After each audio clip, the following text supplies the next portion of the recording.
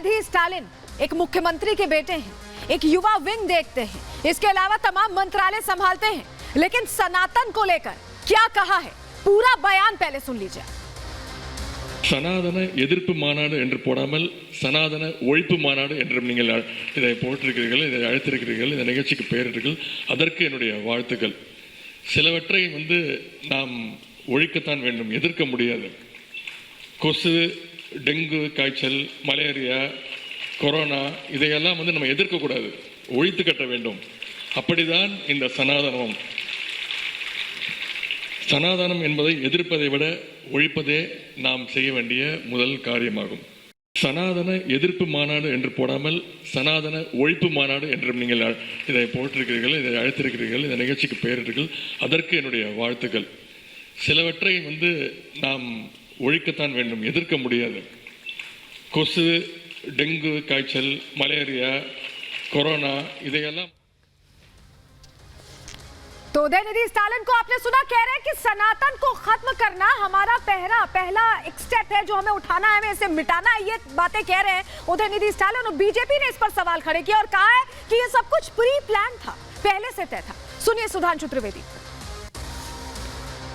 ये कोई by chance मुंह से निकला बयान नहीं था, ये बाकायदा एक कॉन्फ्रेंस हो रही है जिसका शीर्षक है इरेडिकेशन ऑफ सनातन धर्म। हिंदी में कहेंगे सनातन धर्म का समूल नाश। सुना आपने, सनातन का उन्मूलन, संपूर्ण नाश, जो अर्थ था उस कार्यक्रम का। क्यों हम ऐसा कह रहे हैं, जरा ग्राफिक्स के जरिए आपको बता देते हैं उस कार्यक्रम का क्या पूरा नाम था। उदयनिधि ने चेन्नई के थेनमपेट में यह बयान दिया था, जहां पर वो पहुंचे थे, संबोधित कर रहे थे, वहां पर यह बयान दिया। प्रोग्रेसिव राइटर्स आर्टिस्ट एसोसिएशन का यह कार्यक्रम था जिसमें शिरकत करने पहुंचे। कार्यक्रम का शीर्षक क्या था? सनातन ओजिप्पू मनाडु। ये वहां की भाषा में है, लेकिन इसका अर्थ क्या है? सनातन ओजिप्पू मनाडु का अर्थ है सनातन उन्मूलन सम्मेलन। यानी उन्हें पता था कि ये सम्मेलन खास तौर पर सनातन को टारगेट करने के लिए रखा गया है, सनातन पर निशाना साधने के लिए रखा होगा। यही वजह है कि जब वो पहुंचे तो उन्होंने इस तरह का बयान दे दिया। लेकिन सबसे बड़ी बात है कि बीजेपी ने इस पर कई सवाल पूछे, और सवाल पूछने भी चाहिए क्योंकि एक धर्म को लेकर इतनी बड़ी बात जिसमें करोड़ों लोगों की आस्था है। सुनिए क्या सवाल पूछा। तमिलनाडु के सरकार को मुख्यमंत्री स्टालिन, उसका बेटा उदयनिधि स्टालिन, वो उदयनिधि स्टालिन सनातन धर्म को समाप्त करने का उद्घोष करता है और कहता है कि हम सनातन धर्म को समाप्त कर देंगे, एबॉलिश कर देंगे। इस तरह की भाषा इस्तेमाल करता है। आप बताइए, ऐसे घमंडिया परिवारवादी इंडी अलायंस को रहने देने का अधिकार है क्या? रहने देने का अधिकार है क्या? क्या सनातन धर्म को हम समाप्त होने देंगे क्या? क्या हिंदू धर्म पर इस तरीके का आघात लगने देंगे क्या? यह है परिवारवादी घमंडिया गठबंधन का घमंड। तमिलनाडु के डीएमके के मंत्री उदयनिधि जो स्टालिन जी के बेटे हैं,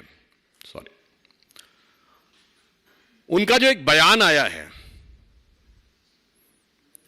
उससे ये मोहब्बत के दुकानदार का असली किरदार अब पूरी तरह उजागर हो गया है।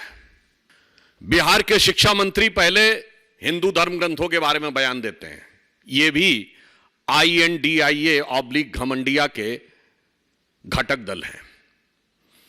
फिर उत्तर प्रदेश में स्वामी प्रसाद मौर्य अभी चंद दिन पहले हिंदू धर्म धोखा है बोल चुके हैं। तो उदयनिधि स्टालिन ने बयान दिया और उसके बाद उनके ऊपर सवालों की बौछार हो गई। लेकिन एक और चीज हुई, आपको तस्वीर दिखाते हैं, ये देखिए यहाँ पर शिकायत दर्ज करा दी गई है। शिकायत दर्ज कराई है हिंदू सेना ने शिकायत दर्ज कराई है, दिल्ली पुलिस को ये शिकायत दर्ज कराई गई। इसके अलावा वकील विनीत जिंदल, इन्होंने स्वामी प्रसाद मौर्य के खिलाफ भी शिकायत दर्ज कराई थी। उन्होंने शिकायत दर्ज कराई धारा 120B, 153A, 295 और 504 के तहत। तो विरोध प्रदर्शन भी हुए इस बयान को लेकर। लेकिन सनातन विरोध का ये जो उदय हुआ है, इसका अर्थ क्या है? जरा आपको जल्दी से तस्वीरों के जरिए समझा देते हैं। देखिए, इसको लेकर विरोध कहां से आ रहा है।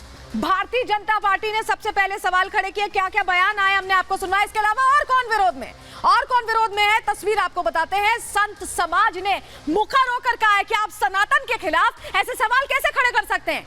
तीसरा जो विरोधी धड़ा है वो वीएचपी हिंदू संगठन, हिंदू सेना, ये विरोध कर रही है कि इस तरह के बयान देना बिल्कुल भी माना नहीं जाएगा। हिंदू सेना विरोध में खड़ी है और साफ तौर पर सवाल पूछ रही है कि सनातन को लेकर क्यों आप इस तरह के बयान, इतने हल्के बयान दे रहे हैं। लेकिन सनातन विरोध को लेकर अब महाभारत चिढ़ती नजर आ रही है, क्योंकि दक्षिण से शुरू हुई ये चर्चा पूर्व पश्चिम तक पहुंच गई है और हर तरफ से बयान दिए जा रहे हैं, सवाल पूछे जा रहे हैं, जिसको लेकर उदयनिधि स्टालिन की अब मुश्किल बढ़ सकती है। सुनिए जरा। मुंबई में आईएनडीए का मीटिंग करने के बाद क्या आपने अपने एजेंडा को स्पोक्स पर्सन स्टालिन के बेटे के मुंह से कहवा रहे हैं? सनातन को खत्म करने का ये मलेरिया है, डेंगू है।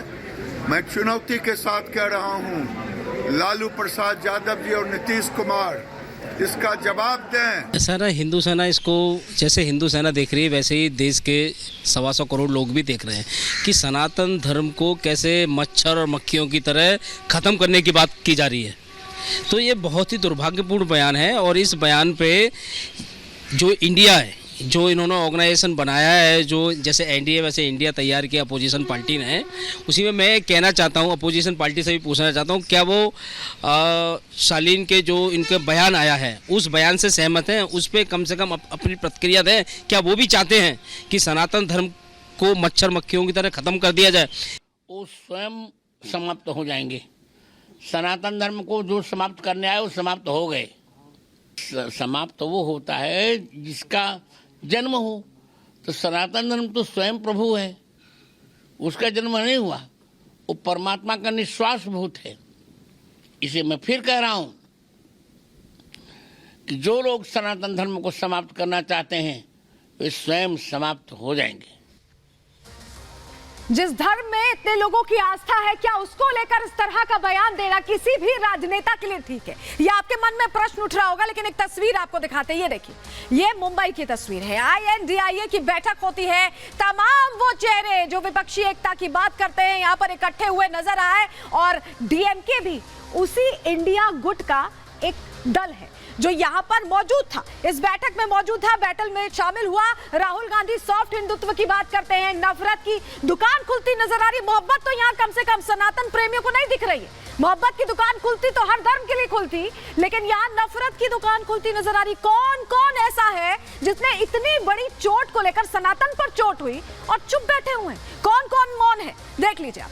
ये वो चेहरे जो हमेशा ट्वीट करते हैं, सवाल पूछते हैं। ममता बनर्जी, पश्चिम बंगाल की मुख्यमंत्री चुप है। नीतीश कुमार, ये बिहार के मुख्यमंत्री चुप है। दिल्ली के मुख्यमंत्री अरविंद केजरीवाल ने एक चुप्पी, 1000 चुप्पी ली हुई है। अखिलेश यादव उत्तर प्रदेश के पूर्व मुख्यमंत्री है, वो भी चुप है। और राहुल गांधी, जैसा कि मैं कह रही थी, मोहब्बत की दुकान एक धर्म के लिए इतनी बड़ी बात कह दी गई, आपने एक शब्द नहीं कहा।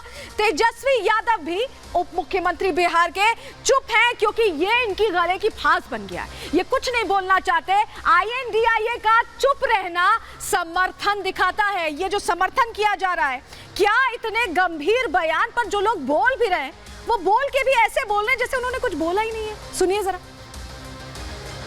देश के अंदर भिन्न भिन्न धर्म रहते हैं, भिन्न भिन्न ज़बानें रहती हैं, ताकि देश को एक रखा जा सके। लेकिन पिछले 9 सालों में भारतीय जनता पार्टी ने धर्म को राजनीति में लाकर धर्म को पॉलिटिसाइज कर दिया है, और उसी का ये नतीजा है कि जिसकी मर्जी आती है वो किसी भी धर्म के मामले में कुछ भी बोल देता है। ये उसकी बड़ी मिसाल है। धर्म सबका अपना एक निजी अधिकार है हमारे देश में। हमारे संविधान ने सेक्युलर एक कैरेक्टर है हमारे संविधान का, जो जिसको मानना चाहे सब मान सकते हैं। मैं समझता हूँ कि कभी कभी ना हम लोगों को प्रतीक मुहावरों के अंदर जाकर के सोचना होगा। इस देश में कबीर अगर आज पैदा हो जाए और वो दोहा पढ़ दे, जो तू बाभन बाभनी जाया अन बाट काहे नहीं आया, जो तू तुरक तुरक नहीं जाया भीतर ही खतना काहे न कराया, क्या करिएगा? कबीर को फांसी पे लटका दीजिएगा। अगर किसी ने कुछ कह दिया तो लेके उड़ गए। कमाल की बात है।